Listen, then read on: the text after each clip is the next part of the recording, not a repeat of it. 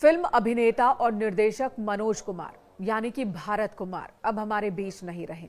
87 साल की उम्र में उनका निधन हुआ। मुंबई के कोकिलाबेन अस्पताल में उन्होंने अंतिम सांस ली। मनोज कुमार को हम भारत कुमार के नाम से भी जानते हैं और इसकी वजह यही है कि ज्यादातर फिल्मों में उन्होंने अपना नाम भारत कुमार रखा और इस तरह से वो भारत कुमार के रूप में प्रचलित हो गए। मनोज कुमार न सिर्फ भारतीय विषयों पर या देश प्रेम वाले सब्जेक्ट्स पर मूवी बनाते थे, बल्कि वो सच में भारत से प्रेम करते थे, एक राष्ट्रभक्त थे। कैसे, ये मैं आपको बताऊंगी। उससे पहले आपको बता दूं कि दादा साहेब फाल्के पुरस्कार से सम्मानित किए गए मनोज कुमार, पद्मश्री से सम्मानित किए मनोज कुमार, पद्मश्री से भी नवाजे गए मनोज कुमार। अपने जीवन काल में अनेकों सम्मान उन्होंने हासिल किया और इस सम्मान के पीछे की कहानी भी बहुत बड़ी बड़ी है। इमरजेंसी के दौरान किस तरह से मनोज कुमार को संकट का सामना करना पड़ा था। इमरजेंसी का विरोध करने पर इंदिरा गांधी से नजदीकी संबंध होने के बावजूद उन पर कई तरह की परेशानियां खड़ी की गई।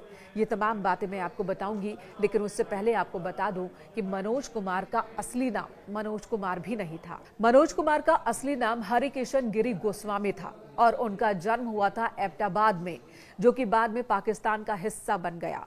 बंटवारे का दर्द भी झेला था मनोज कुमार और उनके परिवार ने। जब बंटवारा हुआ तो उसके बाद मनोज कुमार के परिवार ने दिल्ली को चुना और वो दिल्ली आ गए।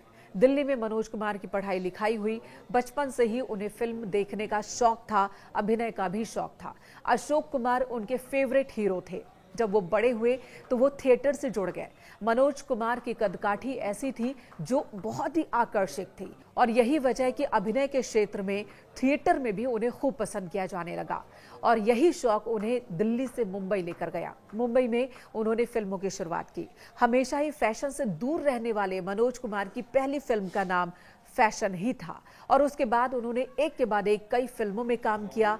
धीरे धीरे उनका लगाव और उनका रुख देशभक्ति वाले फिल्मों की तरफ ज्यादा बढ़ गया।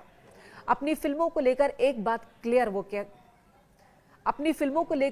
बात वो साफ तौर पर कहा करते थे कि उन्हें अपनी फिल्मों में गंदगी नहीं चाहिए, वल्गैरिटी नहीं चाहिए। ऐसी फिल्म चाहिए जिसे परिवार के साथ सभी लोग देख सके और जिससे समाज को कुछ संदेश जाए, और इसी बात पर वो अंत तक अडिग रहे। इसी तरह की फिल्मों का उन्होंने निर्माण किया।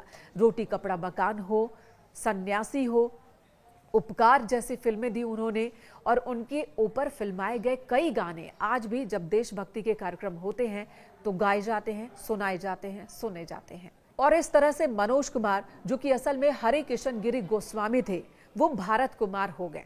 रही बात इमरजेंसी वाली, तो वो आपको बता देती हूँ इसके पीछे की कहानी क्या है। दरअसल इमरजेंसी का दौर था। मनोज कुमार ने इसका विरोध किया। नतीजा क्या हुआ? उस वक्त इंदिरा गांधी प्रधानमंत्री थी। उनसे मनोज कुमार के संबंध बहुत बेहतर थे। बावजूद इसके मनोज कुमार को इमरजेंसी का विरोध करना महंगा पड़ गया। शोर मूवी को वो सिनेमा घरों में रिलीज करने वाले थे, इससे पहले ही दूरदर्शन पर रिलीज कर दिया गया, जिससे आर्थिक तौर पर मनोज कुमार को नुकसान हुआ। ये फिल्म काफी सुपरहिट रही थी, लेकिन आर्थिक तौर पर मनोज कुमार को शुरू में इससे परेशानी जरूर उठानी पड़ी, नुकसान उठाना पड़ा। वहीं उनकी एक और फिल्म थी जिसे बैन कर दिया गया, 10 नंबरी। सूचना प्रसारण मंत्रालय ने इस फिल्म पर बैन लगा दिया और इस तरह से मनोज कुमार को काफी परेशान किया गया। एक और बात है इमरजेंसी से जुड़ी हुई ही। इमरजेंसी पर एक डॉक्यूमेंट्री बनानी थी। अमृता प्रीतम ने उस डॉक्यूमेंट्री को लिखा था और मनोज कुमार को उसके निर्देशन का ऑफर दिया गया। मनोज कुमार ने साफ साफ मना कर दिया। यानी कि तमाम तकलीफों के बावजूद मनोज कुमार ने इमरजेंसी पर बन रही डॉक्यूमेंट्री, जिसे अमृता प्रीतम ने लिखा था, जो कि सरकार की बहुत करीबी थी, और उस डॉक्यूमेंट्री में इमरजेंसी की वकालत की गई थी, उसका निर्देशन करने से मनोज कुमार ने इनकार कर दिया था। और न सिर्फ इनकार किया था, बल्कि अमृता प्रीतम को उन्होंने डांटा भी था। डपटते हुए कहा था कि क्या एक लेखक के तौर पर आपने अपनी लेखनी से समझौता कर लिया है, सरकार से समझौता कर लिया है। उनकी डांट का असर यह हुआ कि अमृता प्रीतम ने मनोज कुमार से रिक्वेस्ट की कि वो डॉक्यूमेंट्री की कॉपी फाड़कर फेंक दे और काम ना करे। तो कुछ इस तरह की जीवन शैली रही मनोज कुमार की। आखिर तक उन्होंने अपनी इस छवि को बरकरार रखा। मनोज कुमार अब हमारे बीच नहीं है। जाहिर सी बात है, पूरे बॉलीवुड में शोक की लहर है।